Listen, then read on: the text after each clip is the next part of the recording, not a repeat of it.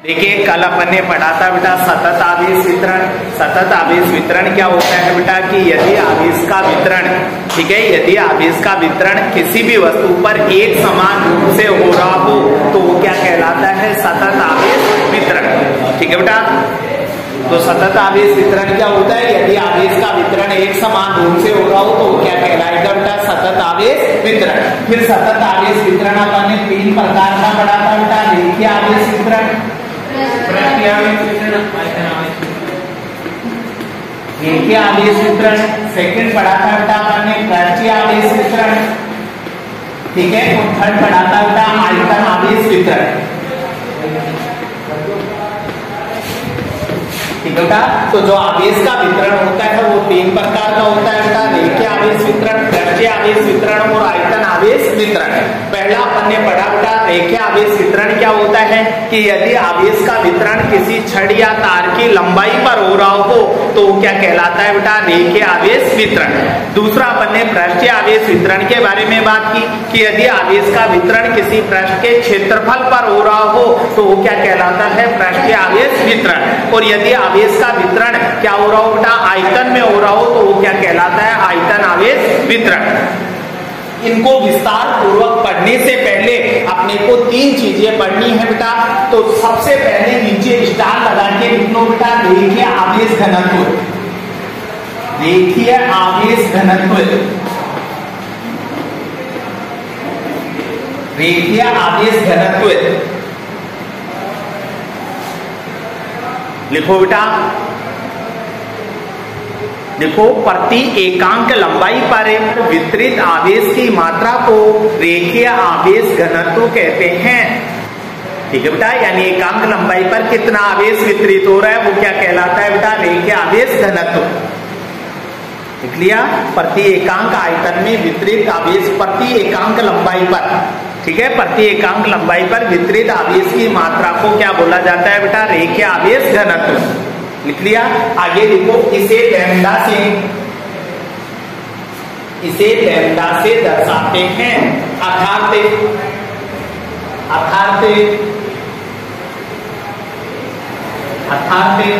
बताओ बेटा, लैम्डा बराबर क्या होगा, लैम्डा बराबर एकांक लंबाई बोला है तो जिसको एकांक वर्ड बोला जाए वो तो कहां पर लिखना है बेटा, नीचे। ठीक है, और क्या वितरित हो रहा है आवेश, वो कहां पर आएगा बेटा, ऊपर।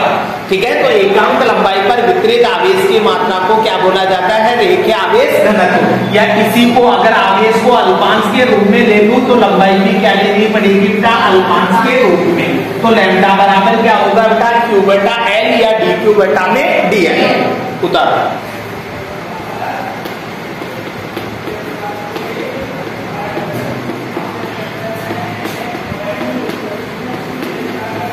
बेटा, नीचे रो लगा के लिखो, यह एक अदिश राशि है, यह एक अदिश राशि है, यह एक अदिश राशि है। नेक्स्ट रो लगा के लिखो, इसका मात्रा के ऊपर क्यू है, नीचे एल है, तो क्यू का मात्रा कूलाम और एल का मात्रा मीटर। तो इसका मात्रा क्या होता है बेटा, कूलाम बटा मीटर। तो लिख लो, इसका मात्रा कूलाम बटा मीटर होता है। हो गया बेटा। नेक्स्ट स्टार लगा के लिखो, नेक्स्ट स्टार लगा के लिखो बेटा, नेक्स्ट स्टार लगा के लिखो, पृष्ठीय आवेश घनत्व, पृष्ठीय आवेश घनत्व।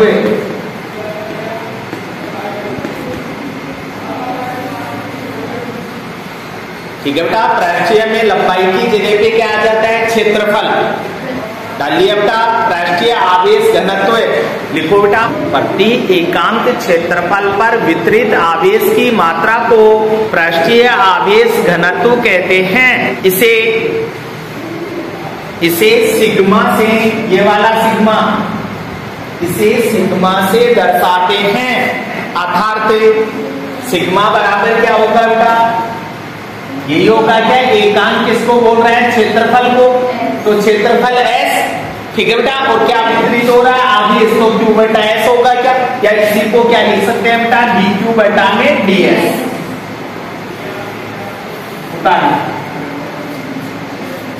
यह एक अदिश राशि है। नेक्स्ट एरो लगा के लिखो, इसका मात्रक क्या होगा बेटा, क्यू का मात्रक कूलाम और क्षेत्रफल का मात्रक मीटर स्क्वायर। तो लिख लो इसका मात्रक कूलाम बटा मीटर स्क्वायर होता है। हो गया बेटा। नेक्स्ट स्टार लगा के लिखो, नेक्स्ट स्टार लगा के लिखो बेटा, आयतन आवेश घनत्व, आयतन आवेश घनत्व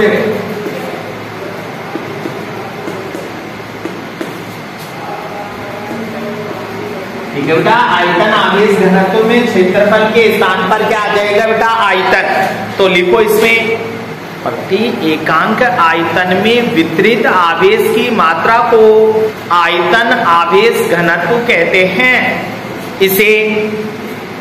इसे रो से दर्शाते हैं, स्टाइलिश की, इसे रो से दर्शाते हैं, इसे रो से दर्शाते हैं। अर्थात रो बराबर क्या होगा बेटा, एकांक तो आयतन को बोल रहा है तो आयतन नीचे आ जाएगा और ऊपर क्या आ जाएगा बेटा, क्यू। तो क्यू बटा डी, या इसी को क्या लिख सकते हो, डी क्यू बटा में डी।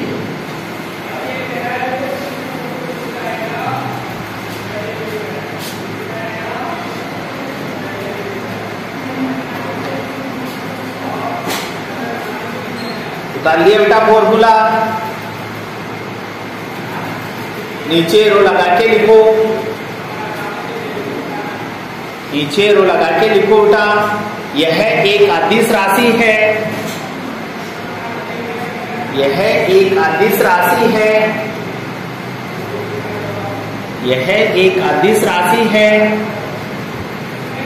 नेक्स्ट रो लगा के लिखो, इसका मात्रक क्या होगा बेटा, क्यू का मात्रक कूलाम और आयतन का मात्रक क्या होता है, मीटर क्यूब। तो लिख लो इसका मात्रक कूलाम बटा मीटर क्यूब होता है। ठीक है बेटा। तो तीनों स्टार वाले पॉइंट ध्यान रखना है। रेखीय आवेश घनत्व तो पूछा जाए तो लैम्डा बराबर क्यू अपॉन एल या डी क्यू बटा में डीएल होता है। ठीक है। पृष्ठीय आवेश घनत्व तो पूछा जाए तो सिग्मा बराबर क्यू बटा एस या डी क्यू बटा डी एस होता है। आयतन आवेश घनत्व तो पूछा जाए तो क्या होता है बेटा, रो बराबर क्यू बटा वी या डी क्यू बटा डी वी। ठीक है बेटा। तीनों के मात्रक ध्यान रखना है। नेक्स्ट है, अब पहला पॉइंट डाल लो बेटा अपना, रेखीय आवेश वितरण, रेखीय आवेश वितरण।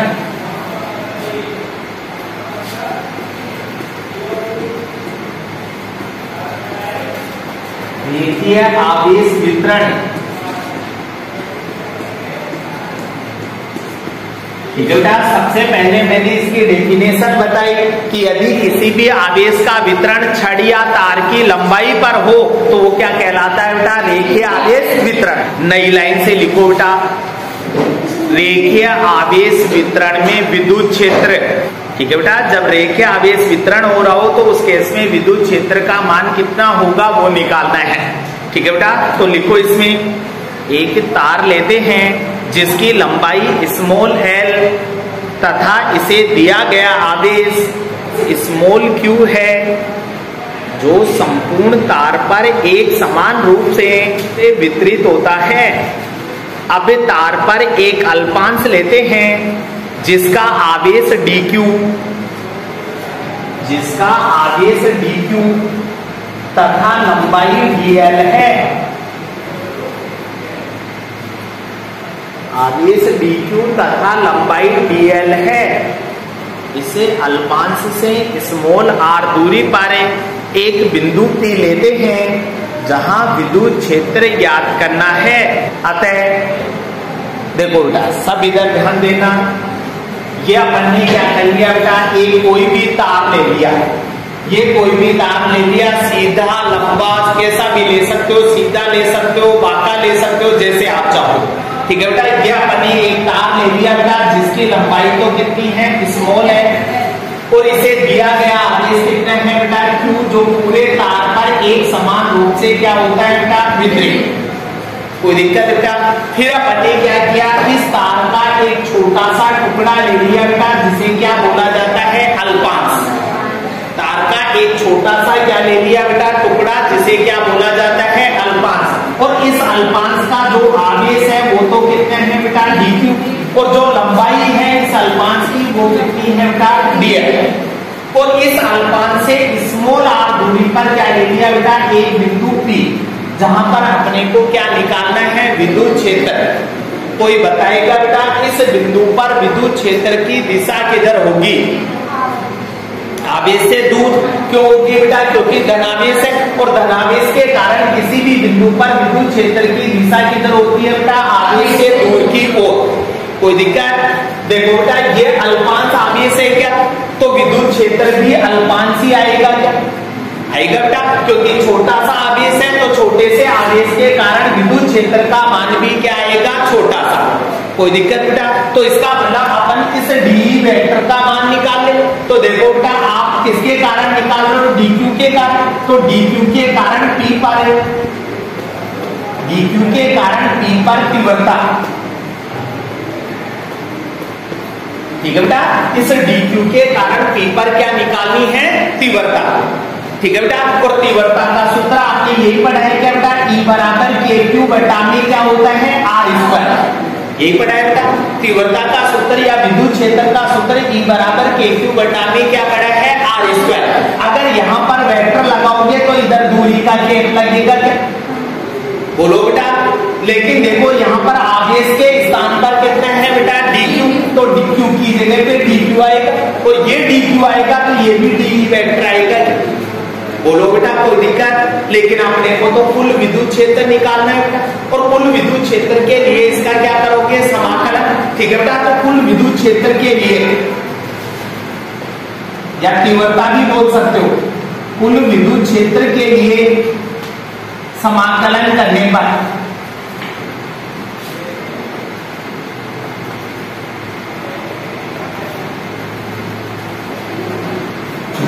ठीक है बेटा, कुल विद्युत क्षेत्र निकालना है, इसलिए इसका क्या कर दो बेटा? समाकलन, ठीक है। तो इधर भी समाकलन करोगे तो डी वेक्टर, ठीक है। इधर भी समाकलन करोगे तो k dq बटा में r² और r के, ये आएगा क्या?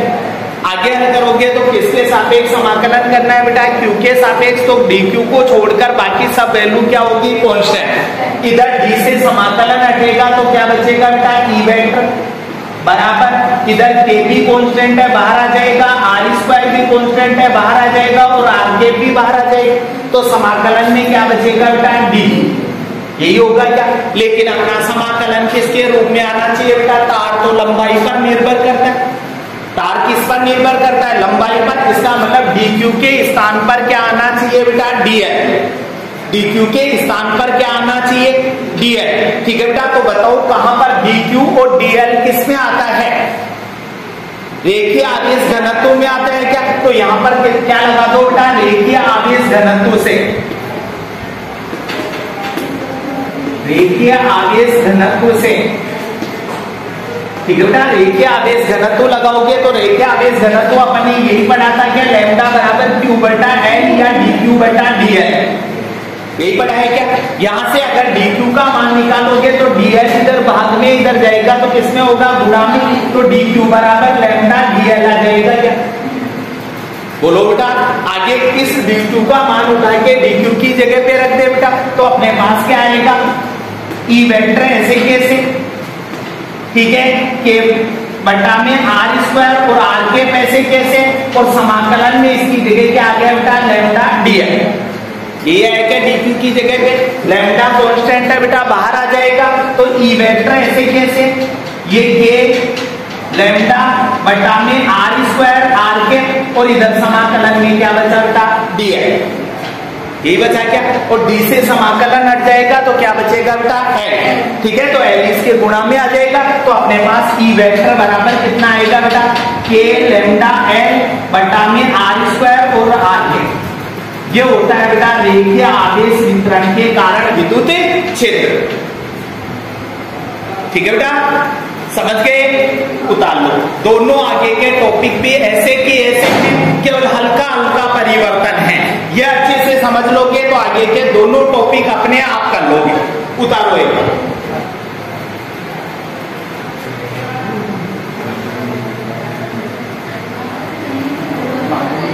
ये लास्ट वाली स्टेप में बेटा वेक्टर ई बराबर के लैम्डा एल बटा में आर स्क्वायर और आर कैप है। हो गया बेटा। सेकंड पॉइंट डालो। सेकंड पॉइंट डालो बेटा पृष्ठीय आवेश वितरण। पृष्ठीय आवेश वितरण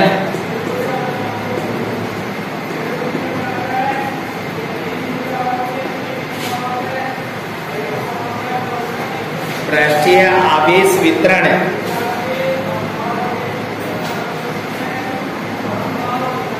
हो गया बेटा। इसमें लिखो यदि आवेश का वितरण किसी पृष्ठ के क्षेत्रफल पर हो रहा हो तो इसे पृष्ठीय आवेश वितरण कहते हैं। ठीक है बेटा। यदि आवेश का वितरण किसी भी पृष्ठ के क्षेत्रफल पर हो तो ये क्या कहलाएगा बेटा? पृष्ठीय आवेश वितरण। हो गया बेटा। नई लाइन से लिखो पृष्ठीय आवेश वितरण में विद्युत क्षेत्र।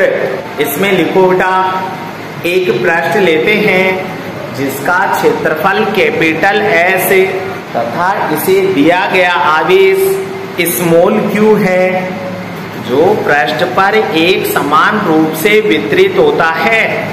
अब वे पृष्ठ पर एक अल्पांश लेते हैं जिसका आवेश dq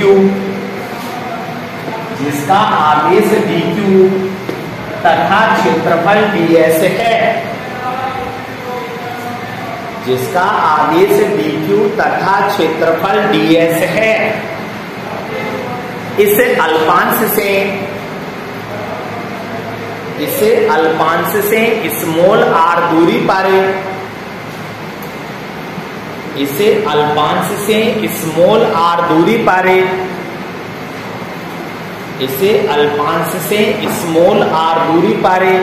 एक बिंदु P लेते हैं।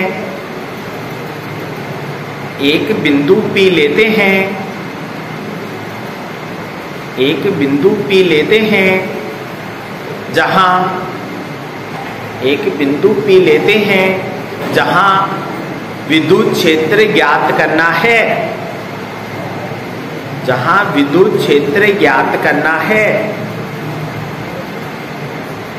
विद्युत क्षेत्र ज्ञात करना है।